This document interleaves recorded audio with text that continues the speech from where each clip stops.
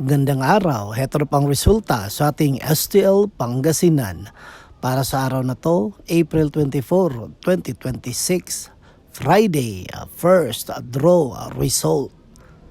Ihanda yun ang mga STL tickets nyo at heto na ang resulta ngayong gabi. At para naman po sa ating STL Pangasinan, first draw result, ang resulta ngayong gabi ay ang numerong ito.